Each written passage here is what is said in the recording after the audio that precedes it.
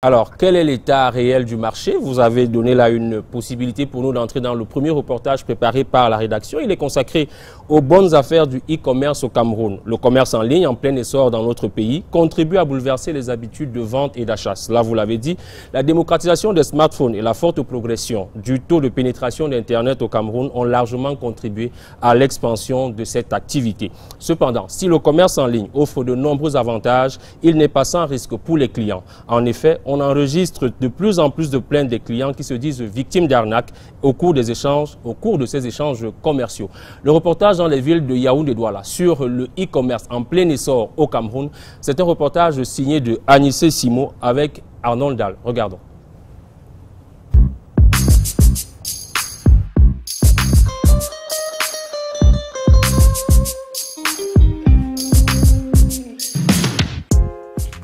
À son domicile chaque matin, Elodie a son petit rituel. Son smartphone n'est jamais bien loin.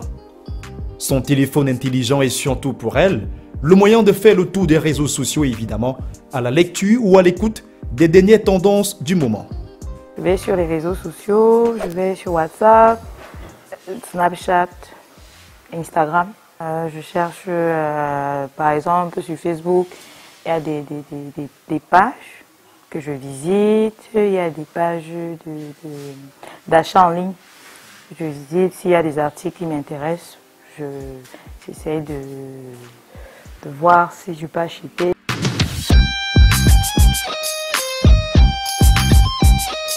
Elodie utilise donc aussi l'appareil pour un autre usage, les achats en ligne. Elle choisit et achète des biens et services depuis son téléphone. Une habitude acquise il y a peu et qui lui facilite la vie. C'est ma petite sœur. Elle faisait beaucoup d'achats en ligne, mais elle c'était plus, je crois qu'à l'époque, elle a commencé, oui, elle a fait ça depuis 2-3 ans. Bon, ça m'a aussi intéressée et comme je travaille beaucoup, donc j'ai pas beaucoup de temps d'aller dans les magasins, donc j'ai commencé à aller dans des pages qui sont dédiées et j'ai découvert certaines pages qui font de bonnes affaires. La jeune dame, particulièrement fan de belles chaussures, est heureuse de nous présenter sa nouvelle acquisition. De nouvelles paires achetées en ligne récemment. Par exemple, il y a ceci. Je l'ai acheté dans une page, bon pas une page, un groupe WhatsApp. C'est dirigé par une amie. Bon, celle-ci, je l'ai eue au prix de 4000 francs, si je me souviens bien. Et celle-ci, cette paire de talons, je l'ai eu à 10 000 francs. Elles sont neuves, comme c'est les fêtes. Je l'ai eu à 10 000 francs. Je venais d'aller les récupérer.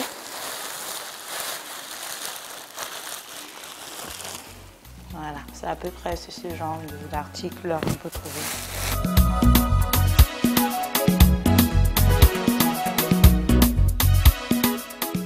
En quelques clics et sans quitter son salon, il est possible de remplir sa garde-robe et souvent à des prix plus avantageux qu'en magasin. Tout comme elle, de nombreux consommateurs font désormais l'expérience du commerce en ligne, via leur téléphone portable par exemple. Les sites de e-commerce explosent et avec la montée virale des réseaux sociaux, tout le monde ou presque est devenu vendeur en ligne et de plus en plus de consommateurs font leur première expérience. J'ai déjà effectué des achats en ligne à travers Jumia, qui est bien un des serveurs en ligne qui propose bien de bons produits. Et ce que j'ai trouvé de particulier, c'était la livraison qui était encore un peu lente et les coûts qui semblaient un tout petit peu, un peu plus chers avec les frais de livraison et quand on va à la boutique, quoi. Un de mes amis, il a acheté ces trucs en ligne. Oui, il était satisfait par le produit, mais il y a aussi d'autres personnes, comme ma cousine qui avait fait l'achat d'un pacte, d'un téléphone pacte. Et le téléphone n'est pas venu avec la puce. Et les puces sont un peu rares à trouver sur le marché. On vend pas ces puces-là comme ça. C'est plus avec équipement et elle a eu un problème par rapport à ça. J'ai effectué des achats en ligne. Mais je l'ai fait 2 fois. Et j'ai trouvé que ce n'était pas très réussi. Ouais, parce que la livraison, surtout au niveau de la livraison, vous payez d'abord avant. Et maintenant, au niveau de la livraison, on ne vous livre pas. Et je me suis renseigné chez certaines personnes même. Quand on a trop fait, on vient vous livrer un produit qui n'est même pas ce que vous avez demandé. L'achat en ligne sont bien, puisque vous ne vous déplacez pas. Surtout quand vous payez, vous ne vous déplacez pas. Il suffit de vous entendre sur le prix, puis la livraison, puis l'article, on vient vous livrer à domicile. De même que moi aussi, quand l'article me plaît, on discute sur le prix, on vient me livrer à domicile aussi.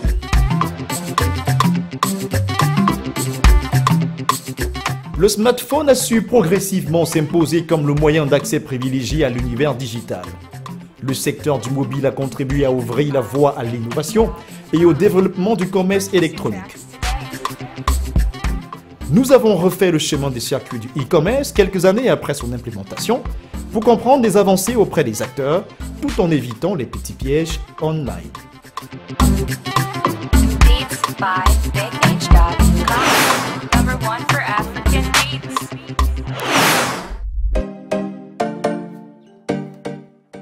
Bonjour, bienvenue. Dans ce quartier de Yaoundé, Gaëlle, 28 ans, a installé son business dans son domicile. Son salon fait office de lieu de travail. Gaëlle est aujourd'hui une vendeuse en ligne, une chef d'entreprise d'un autre genre. Gabelle Cosmétique est le nom de sa marque.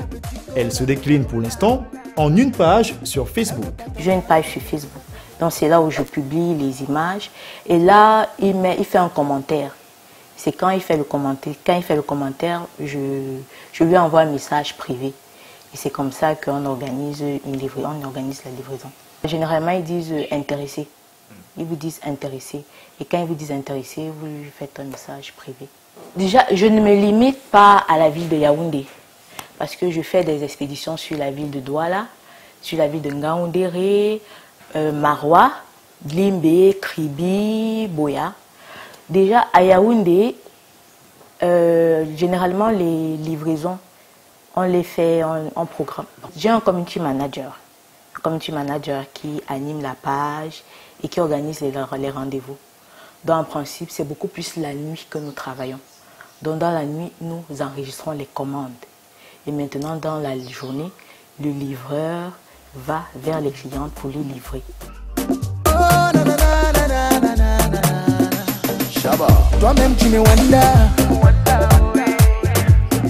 Derrière son ordinateur, la jeune dame administre et gère son business.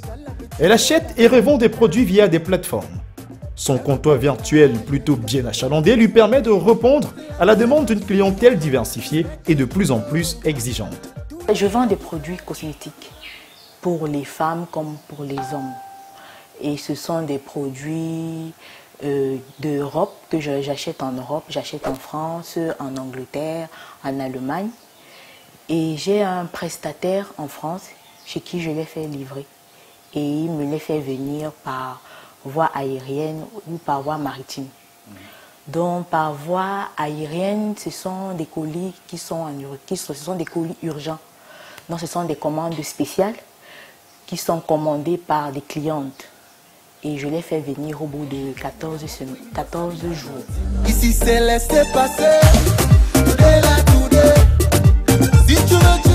Gabelle Cosmétique, c'est donc pour l'instant une page sur Facebook, mais pourtant derrière une véritable activité. C'est Gabelle, c'est pour la commande de vos produits. Donc là, c'est pour vous dire que le livreur est en chemin, donc il sera là d'un moment à un autre. C'est le que tu veux voir. 15 à 20 livraisons par jour, des produits allant jusqu'à 50 000 francs CFA l'unité, pour un chiffre d'affaires mensuel de 500 000 francs CFA, avec malgré tout son rayon de difficulté. C'est au niveau de l'expédition. Quand il faut expédier un produit hors de la ville de Yaoundé, là les clients ne sont pas toujours réceptifs parce qu'ils ont peur de se faire arnaquer.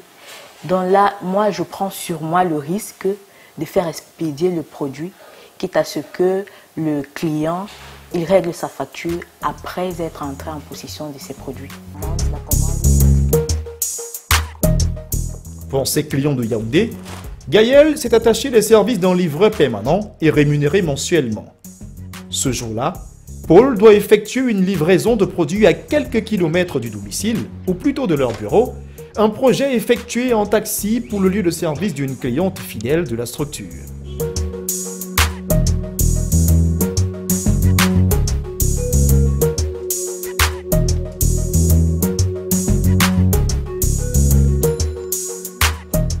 Dans son cabinet au cœur de Yaoundé, le docteur Lynn Gisèle Momugui a depuis quelque temps opté pour les achats en ligne. Ses produits de beauté viennent désormais à elle. Et je préfère acheter en ligne parce qu'on a un gain de temps et on a le le catalogue, donc ça nous permet d'avoir des produits et puis des suggestions même de produits. Oui, on peut vouloir quelque chose, on va chercher et puis on trouve autre chose en plus qui nous intéresse. Généralement, je vais sur la page Facebook de Gabel et puis je regarde les produits qui m'intéressent, je prends les références et puis je l'appelle, je commande par téléphone.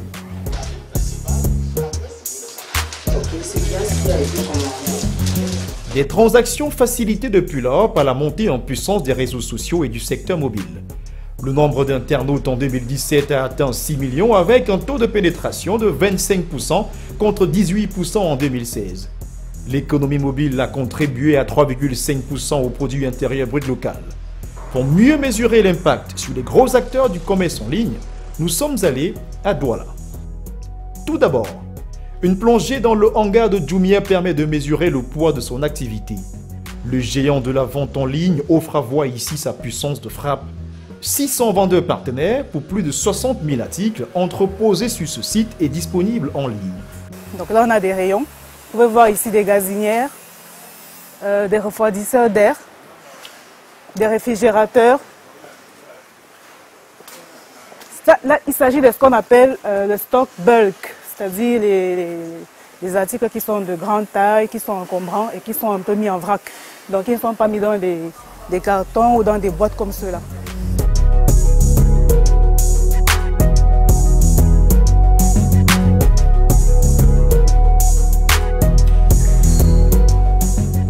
Loin de l'entrepôt, nous faisons la rencontre de Kone Dowogonan, le directeur général de Jumia Cameroun.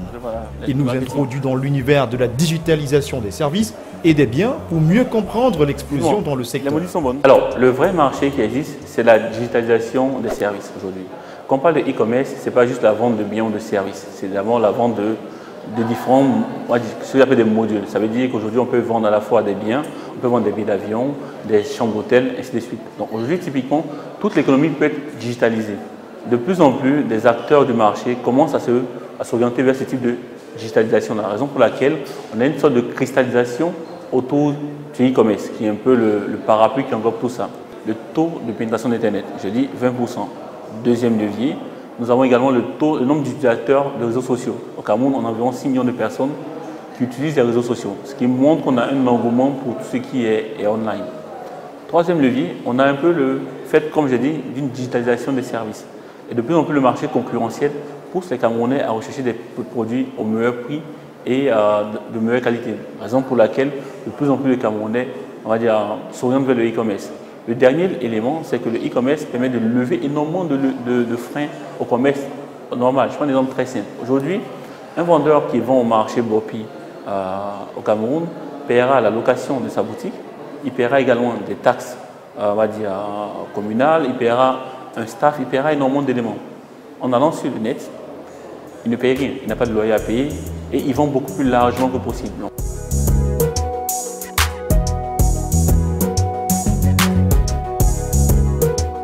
Pour lui, la démocratisation des smartphones est l'un des piliers qui explique la montée en puissance de l'activité. Un Camerounais sur deux a un smartphone au Cameroun. Il faut regarder en tête des grandes valeurs. Il y a 1 an à 2 ans, le smartphone coûtait au Cameroun environ 60 000 francs CFA. Aujourd'hui, avec 20 000 francs CFA, vous avez un smartphone. Le prix d'achat étant réduit, on a moins de barrières à l'entrée. De plus en plus, les consommateurs utilisent des services de chat en ligne utilisant Internet. La facture numérique s'est un peu réduite. Le gouvernement a mis en place des mesures pour réduire le coût de la bande passante Internet, faisant en sorte qu'aujourd'hui, avoir accès à Internet est beaucoup plus facile. Donc, mettons de bout en bout ces différents éléments, on se rend compte aisément qu'un Camerounais peut facilement commander en ligne via son smartphone. Donc, le smartphone permet également d'avoir une interface vers le commerce en ligne.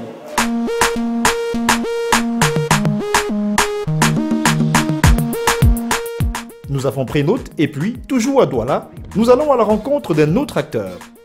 Ici, le responsable produit Alexis Yipmo nous ouvre les portes du portail des petites annonces. Bonjour, bienvenue chez Kerawa.com. Ici, c'est nos locaux où nous effectuons toutes nos opérations. Je vais vous présenter le reste de la team.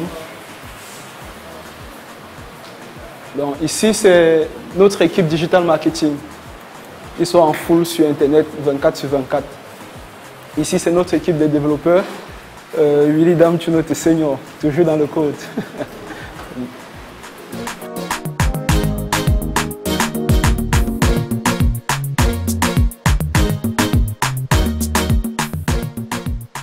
Le site dénombre à ce jour plus de 500 000 annonces pour près d'1 million de visiteurs par mois. Après le tour du propriétaire, Alexis va lui aussi faire l'état du secteur avec la montée des réseaux sociaux et l'utilisation des smartphones. En 2012, on dénombrait près de 15 millions d'utilisateurs de téléphones mobiles au Cameroun et ce chiffre est passé à 19 millions en 2017. Vous voyez donc beaucoup plus de Camerounais adoptent l'utilisation des téléphones mobiles au point où la tendance mondiale parle même déjà de commerce mobile ou de M-commerce. Il est clair aujourd'hui que les réseaux sociaux sont le lieu de rendez-vous d'une grande partie des internautes camerounais. On dénombre près de 4 millions d'internautes actifs sur les réseaux sociaux au Cameroun, soit plus de la moitié des internautes. Et sur ces réseaux, il y a carrément des groupes de vente qui se sont développés, donnant la possibilité aux vendeurs particuliers ou entreprises de vendre leurs produits et services en ligne à une grande masse de personnes. Une tendance au digital adoptée par des entreprises qui saisissent les opportunités du commerce en ligne pour accroître leur visibilité. Et il faudrait que le First soit véritablement connu sur le plan visuel parce qu'aujourd'hui le système classique est un peu dépassé qui consiste à appeler les uns les autres, de dire venez on consomme au First et ainsi de suite. Il fallait que qu'on puisse avoir une vue un peu plus large. Et comme nous avons compris que Kerawa était en mesure de nous accompagner dans nos ventes, c'est-à-dire en faisant connaître le First à travers le monde, on s'est dit il faut qu'on aille avec eux. Et donc notre partenariat avec Kerawa, c'est dans ce sens, faire connaître la maison sur le plan visuel, mieux connaître la maison et connaître la maison de façon durable.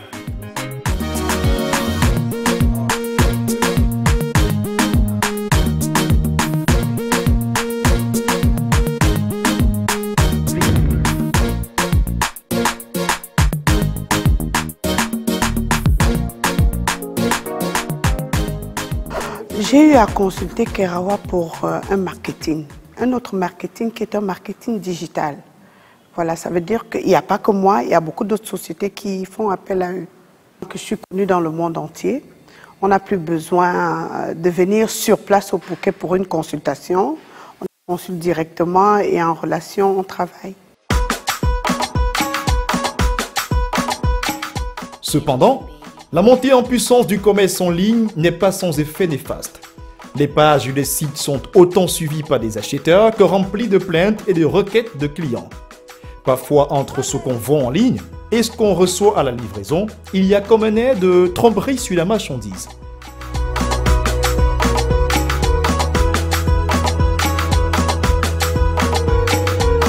Lisette Emmanuel en a fait la fâcheuse expérience. Elle a bien voulu nous raconter ses mésaventures vécues à l'occasion d'achats en ligne. J'ai vu un téléphone de marque LG, G3 en passant, de marque LG qui coûtait 70 000. Et c'est un prix très abordable pour ce type de téléphone parce qu'avec les caractéristiques qu'il faut, la mémoire à 16 ou 32 gigas, on est dans les 100 000 déjà, ou un peu plus. Et donc j'ai aimé cette promotion parce que c'était une solde et j'ai commandé le produit. Et quand je l'ai acheté, je l'ai eu une semaine après. À la livraison, le poids du téléphone était très bizarre. Je l'ai quand même pris parce que bon, je ne suis pas une experte quant à ce qui concerne la qualité des téléphones. Quand je suis rentrée, j'ai pris la glace de protection pour la mettre sur l'écran. Le temps de l'installer, elle s'est cassée en tout petits morceaux. C'était pas de bonne qualité. Je rappelle que le jour où j'achète le téléphone, je commande aussi une série d'assiettes de services de table, on va le dire comme ça, une série d'assiettes un peu comme des marmites, À vue d'œil, elles semblaient de très bonne qualité. Et lorsque je les ai reçues dans mes mains, elles étaient si légères. J'ai dû m'excuser parce que c'était un cadeau de mariage que j'offrais. J'ai dû m'excuser auprès du couple et leur dire que j'offrirais quelque chose de bien mieux.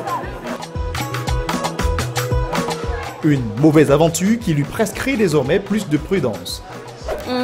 Il faut faire attention à ce qui est vu, mais heureusement que certains demandent de payer après avoir vu l'article, parce que c'est après avoir vu l'article que vous pouvez juger de sa qualité. Ce que vous voyez, c'est la beauté, c'est l'apparence du produit, mais ce n'est pas la qualité, ça pourrait ne pas correspondre au prix. Donc il faut faire attention en achetant en ligne.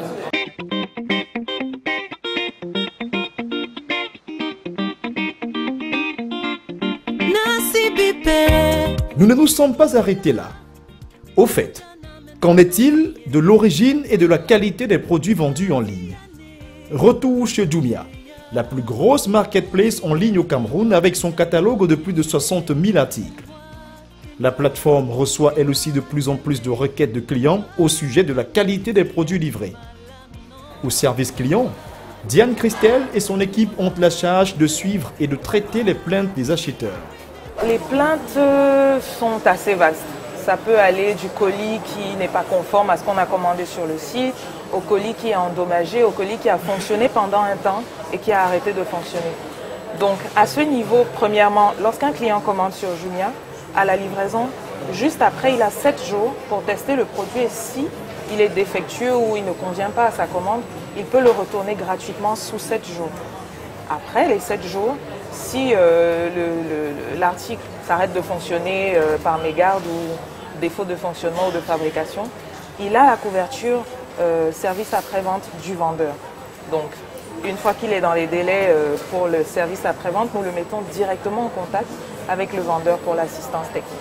En général, le client imagine un article lorsqu'il le voit en ligne et lorsqu'il arrive et que ça ne correspond pas, il revient vers nous. Donc, derrière, on apporte également beaucoup de soins dans les informations que nous donnons aux clients au moment de la confirmation de la commande. Et bien sûr, nous donnons l'opportunité au client de vérifier son colis à la livraison pour confirmer que c'est effectivement ce qu'il a voulu.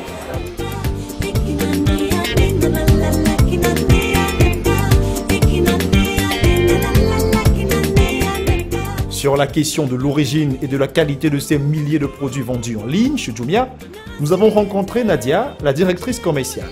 Nous montons en fait des partenariats aujourd'hui avec quasiment 600 vendeurs.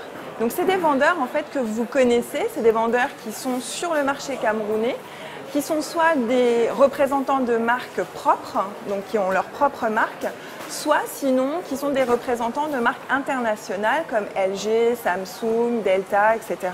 Donc en fait on a deux provenances de produits avec chacun des garanties sur la qualité des produits et évidemment le meilleur prix.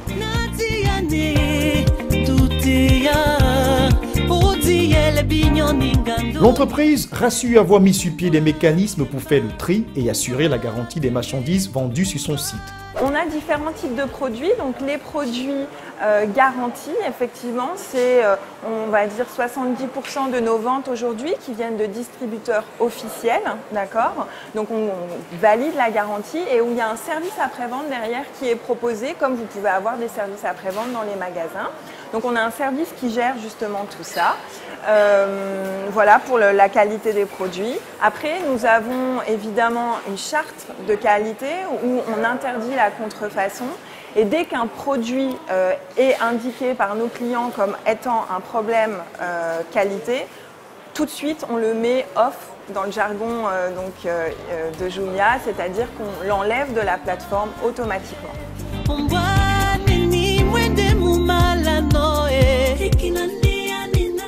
La directrice commerciale en profite pour nous donner des astuces à utiliser pour éviter de tomber sur un produit pas à son goût. Des plaintes, il y en aura toujours. Amazon aujourd'hui, qui est le leader mondial, a des millions de plaintes tous les jours. Rien ne vous garantit effectivement d'avoir un produit top, sauf vous avez des éléments quand même sur Jumia. Un, c'est la note vendeur. En bas de l'article, quand vous cliquez, vous regardez qu'il y a une note vendeur et vous pouvez voir les commentaires des clients. Donc vous, effectivement, c'est comme aujourd'hui vous arrivez sur un marché, mais vous avez des indications pour savoir quel produit choisir aujourd'hui. Donc vous notez le vendeur, nous on note aussi le vendeur par rapport à justement son retour qualité. Et ça vous permet de faire votre choix en âme et conscience. Vous avez aussi différents éléments qu'on vous indique. Donc distributeur officiel, garantie Jumia, service après-vente garantie.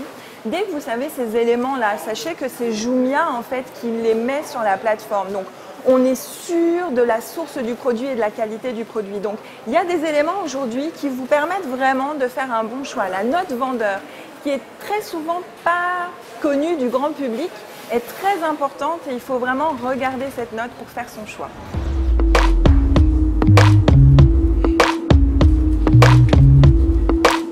Des contraintes liées au foisonnement du marché avec des plantes ouvertes aux irrégularités, comme dans les espaces marchands physiques.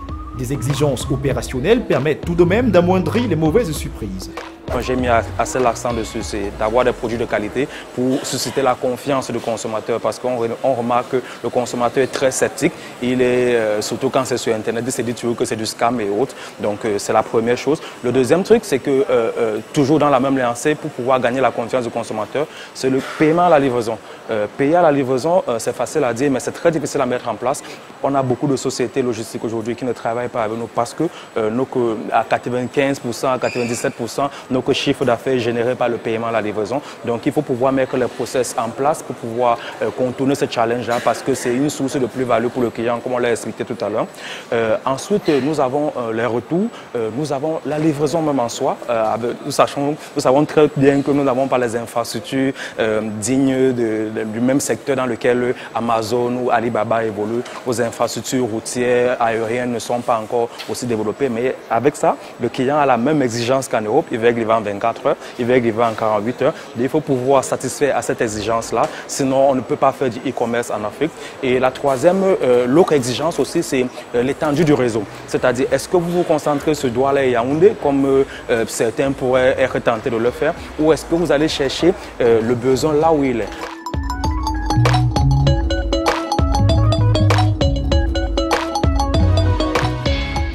À la différence de Jumia qui reçoit les produits des partenaires et se charge de la vente elle-même, Kerawa fait juste de la mise en relation entre vendeurs et acheteurs et n'intervient pas au niveau de la transaction.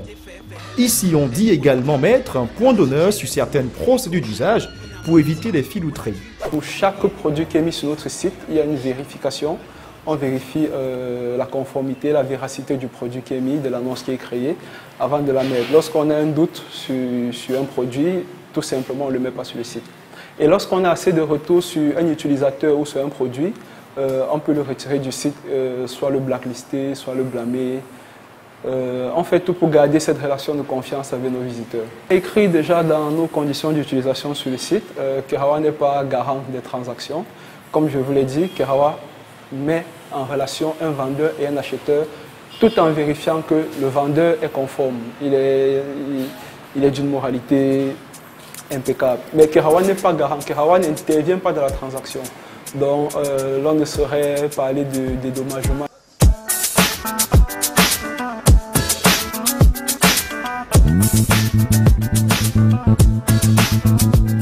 Le secteur offre des facilités, mais aussi des pièges à déjouer. Entre les conditions d'achat sur Internet, la livraison et les éventuels retours ou remboursements, il faut faire le bon clic pour éviter les couacs. Jamais.